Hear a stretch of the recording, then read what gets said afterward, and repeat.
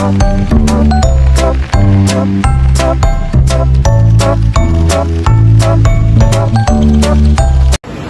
everyone, welcome to another video. And today I'll be explaining the Thevenin's law. So as you can see, it's the circuit problem we will be answering.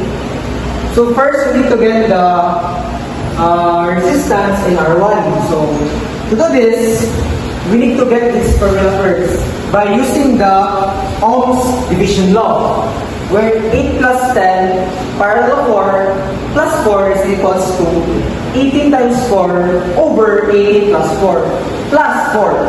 That will be equivalent to 36 over 11 plus 4 or 80 over 11 ohms. Then we get the plug in this data to get the current one, which is the voltage over your RS or your R1. So to get this, we have the voltage of 20 over 18 over 11. To simplify, we have 20 times 11 over 80 or 11 over 4, which is 2.75 amps. Now to get the I2, we need to get the resistance 2. Since this is a series circuit, we can just multiply directly, which is 8 plus 10 plus 4 is 22 ohms. And from here, we plug in the data here, and current 2, which is 4 times your current 1 over your R2, which is in this case 22 ohms. So we have 4 times 2.75 amps over 22. That will be 11 over 22 or 1 amp, which is 0.5 amps. Now, to get the voltage in the Thevenin's law, we need to multiply 0.5 times 10. That will be equivalent to 5 volts. Now, in this part, we need, this is very important to get this Thevenin's circuit. So, to get this, we'll be using this formula. So, we have 4 parallel of 4 plus 8 parallel of 10. That will be equivalent to 4 times 4 over 4 times 4 plus 8 parallel of 10. Which is 2 plus 8 parallel of 10 is 10 times 10 over 10 plus 10 equals 5 ohms. Then from there, look at the current L, which is 5 over 5 plus 5 or 1 amp is 0.5 amps. So we need to plug in data, we'll be having this circuit. So that is all. Thank you. And now I'll be explaining the Norton's law. So we'll be answering this circuit. So we need to find the RL, RN, and IN. In this case, our RL here is 3 ohms.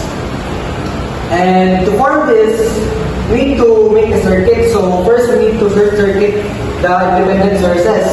Which is in this 10 volts. We close the circuit and also we open the circuit here. So Rn can be found from A to B. So to find Rn, we need this formula. So Rn is equals to 5 ohms plus 4 ohms parallel to 2 ohms. That is equivalent to 5 plus 4 times 2 plus 4 plus 2. That is equals to 6.33 ohms. Now, since we get the Rn now, we move on in In. So to get the In, we need to bring back all the sources, and both, and also short circuit this part on ohms. This is the In. Now to get this, we need to get first the I total. So the I total can be get using the voltage over your total resistance. So to get this, we have the 10 voltage over 5 plus 5 times 2 plus 5 plus 2. That will be equivalent to 1.84 amps. Since we have 1.84 amps, we will now plug in the data here from our IN, which is 1.84 times 2.2 plus 5, which in this case we will be using the current division law. That will be equivalent to 0.525 amps. Since we have the IN now, the RL and RN, we can make the Norton circuit law. Which case we have the IN of 0.525 amps, RN of 6.33 ohms, RL of 3 ohms.